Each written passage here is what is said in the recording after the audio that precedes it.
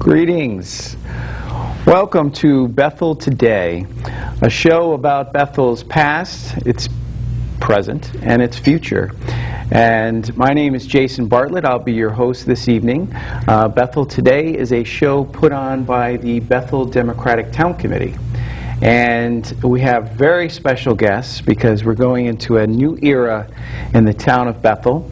We have Matthew Knickerbocker, who is running for First Selectman in Bethel this year, and his running mate, Rich Straighten, who's running for the position of Selectman. Greetings, gentlemen. It's great to see you. Thank you for having us. Great to be here. So, exciting times. Yes.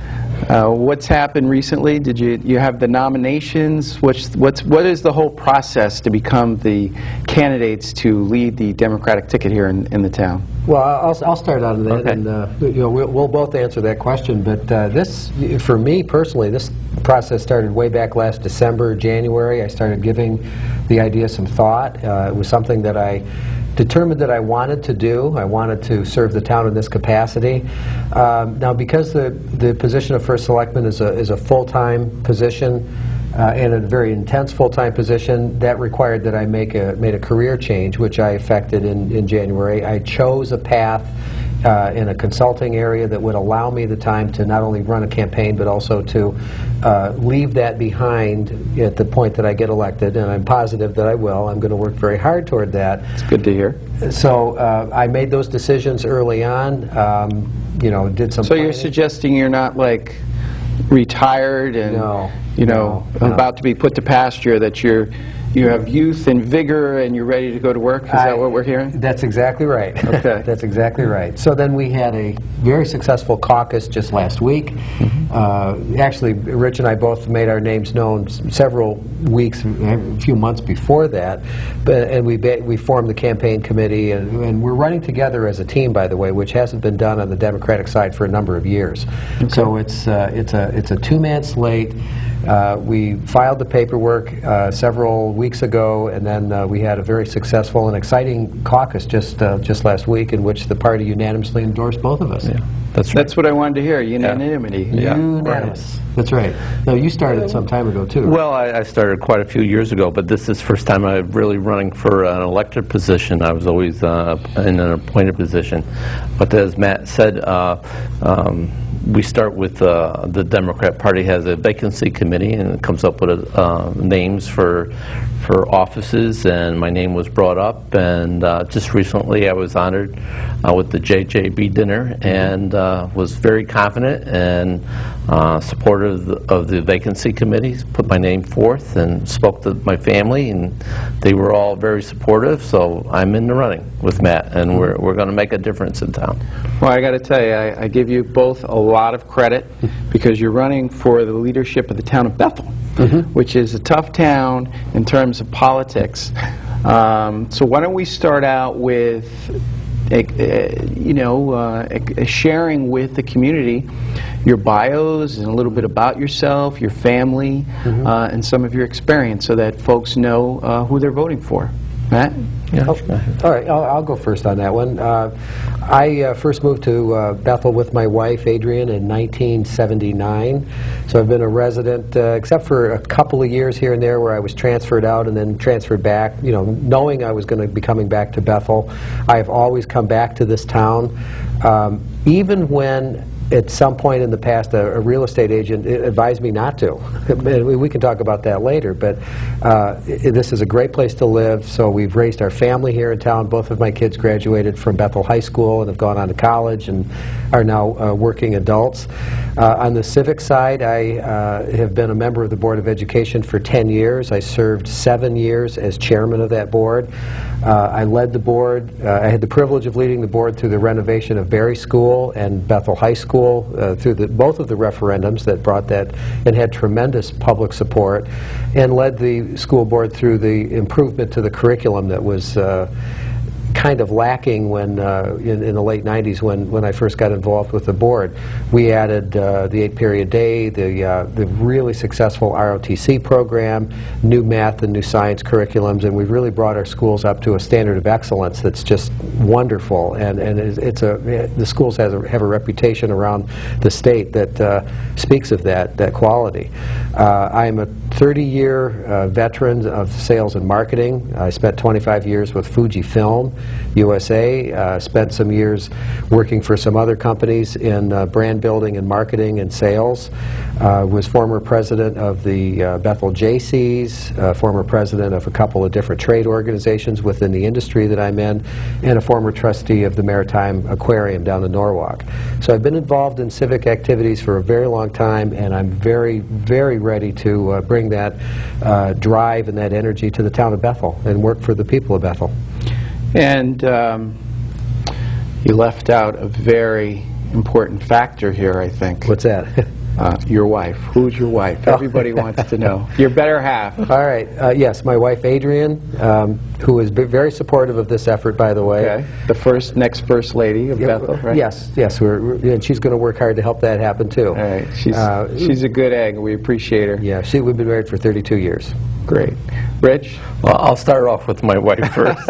Yep. I'm married to Sharon, and we have a blended family of 7 kids and 7 grandkids. Wow.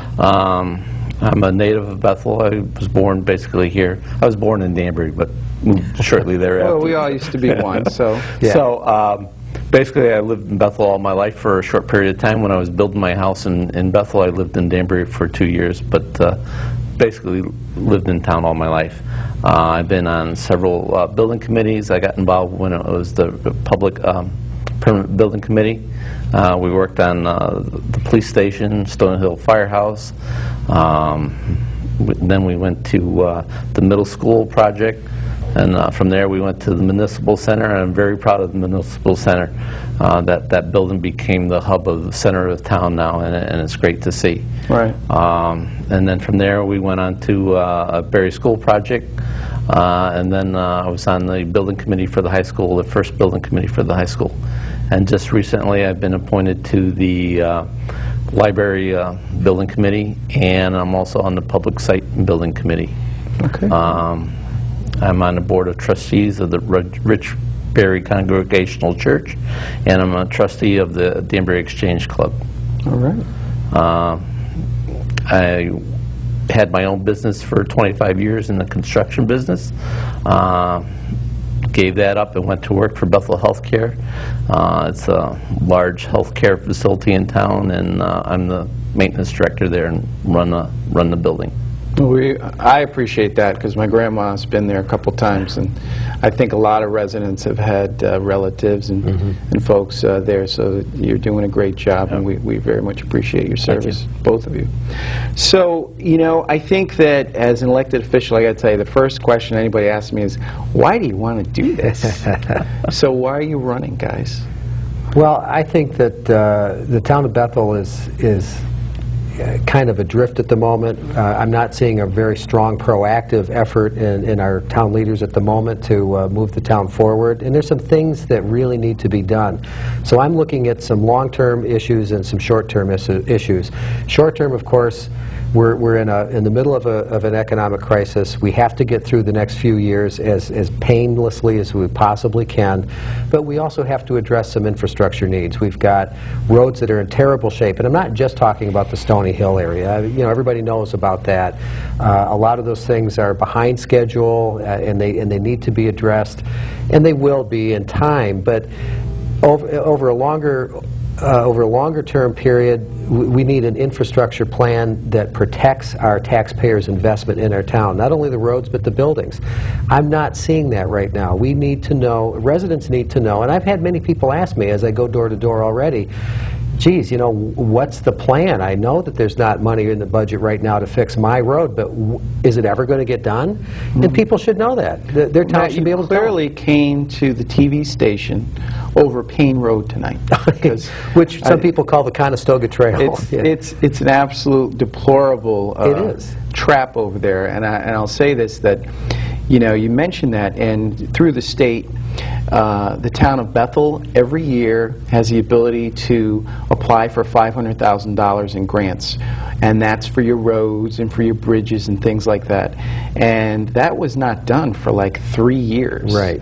So when folks see the roads, they should know that the town just never applied. So That's I exactly very what I'm much talking- appreciate the fact that this is going to be a part of your, you know, your plan, and that, you know, I'm going to be very upset if on your first day you're not applying for a steep grant because the state of Connecticut is prepared to fix Payne Road and fix some of these roads. So Yeah, you know. there's no reason why we should be so far behind. And the other thing to consider is that as we learned in taking care of our school buildings over the past 10 years, when you let things go, it becomes much more expensive to fix them. You're better off forming your budgets to maintain as you go along. That is a far more economical way to approach the issue. Now let me throw another thing as a longer term issue that I want to bring to our campaign. We really need a more proactive economic development plan in town. We need to reach out kind of the way the town of Bethel did with when Francis J. Clark Industrial Park was first opened. The town proactively marketed itself and said, come and take a look at us. This is a great place to live. It's a great place to do business. It's a great place for your business. We have great schools, a lovely town, a great downtown area, wonderful merchants. It's really a unique New England town in an era when a lot of this kind of beautiful character is not available everywhere. It's a great place. So I would like to work with our economic development group, and we have some excellent people on them. I want to give them high praise. But I think we can work together and bring more businesses to town and bring jobs to Bethel as well as a long-term plan. And as a small business person, and you're the construction, and you know about infrastructure. Well, that's why Matt and we believe, make a good team. Matt has the background in management and stuff, and I have a construction and maintenance background, and just working on the school buildings or the buildings in town. And my present job to keep the buildings up in good shape. And as Matt mentioned, you know, once they start to deteriorate, it's downhill from there, and it's much more costly to repair those buildings. So we need to have a plan, make it affordable, keep them up, and not let them run down. And what I like hearing here is that you folks want to work together. I mean, is that a We're theme? running as a team. Yes. You're running as a team, and I think that it's important that everybody be a team regardless of party. Oh, You know? absolutely. And I think that both of you, from what I know, have demonstrated that you're willing to work cross party lines and exactly. work, you know, bring the townspeople in and be responsive. Well, that's a really interesting point. I'm glad you brought that up.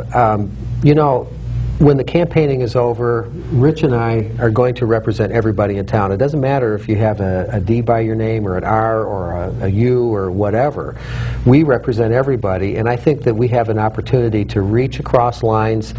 You know, after the vote of, or the oath of office is taken, now it's time to work together as a community. And if you look at all the projects in the last 10 years that have worked so well, the Barry renovation, the library, the new library construction, the Bethel High School renovation, there were people who came together and made those things happen.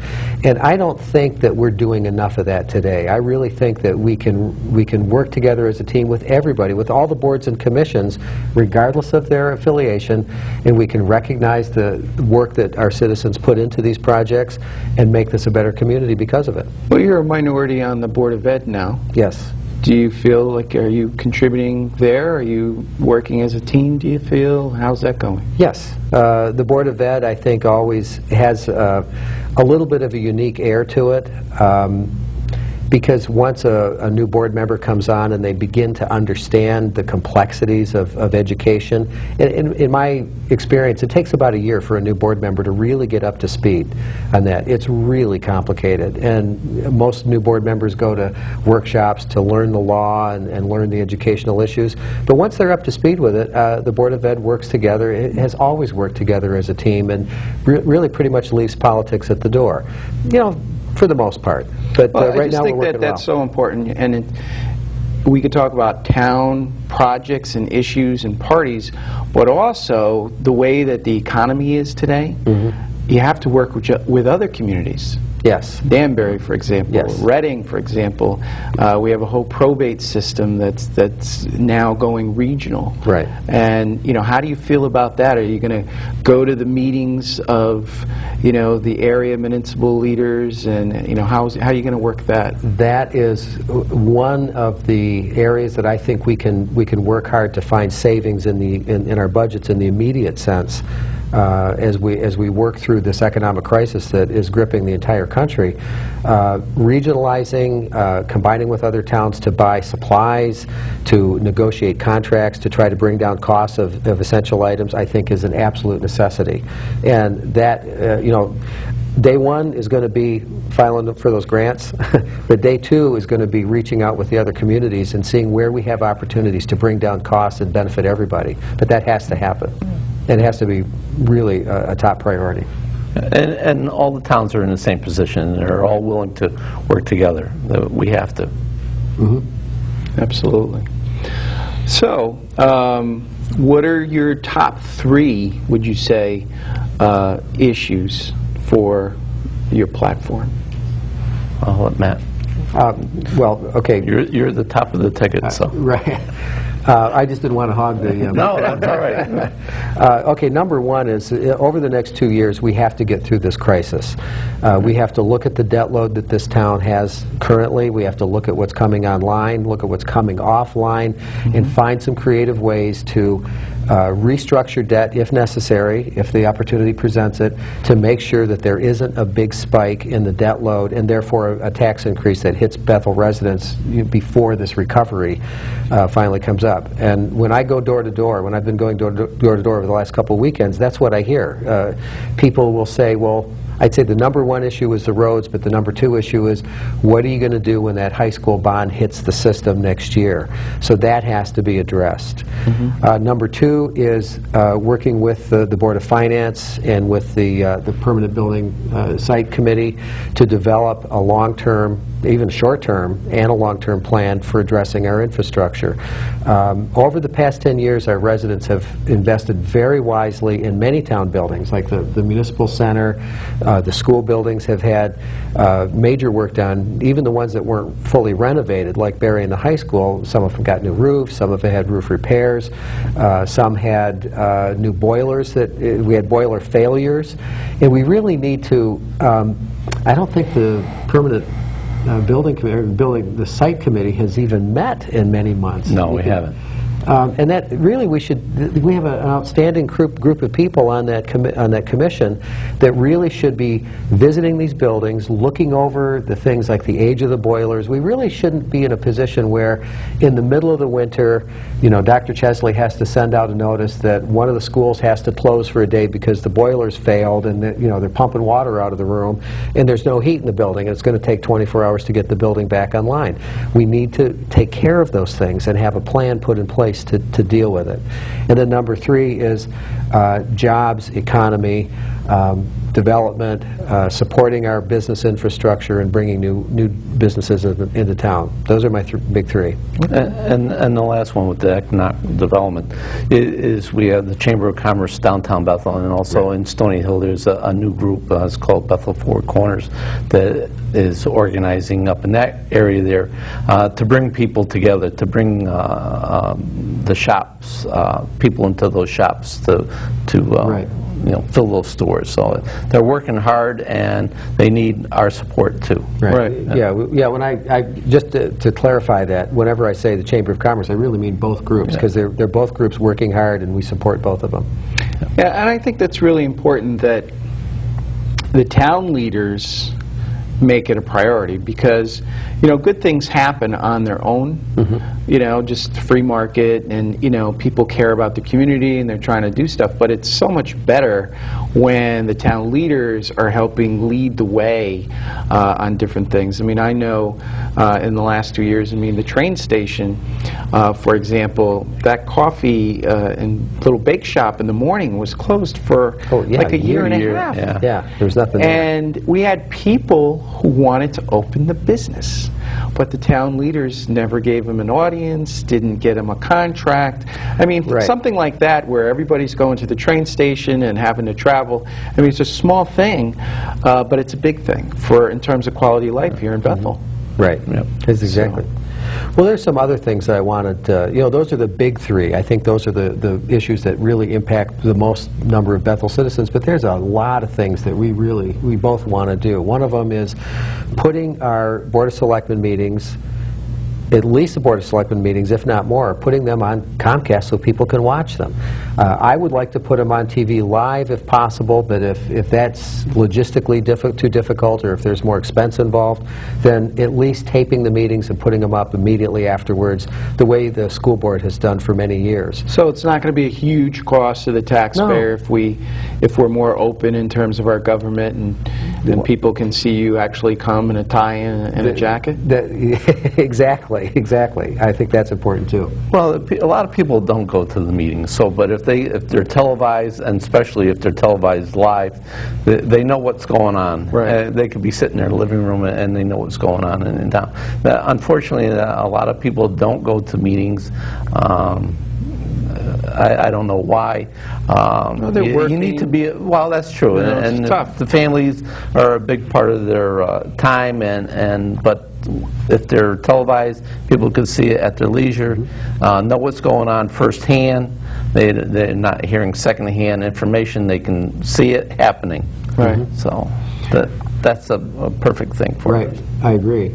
Now, I talked about developing 5- and 10-year plans on infrastructure. When are your roads going to be done? Our residents should be able to go online and log into the Bethel website and see. I live on Payne Road. It's scheduled for this window or this date.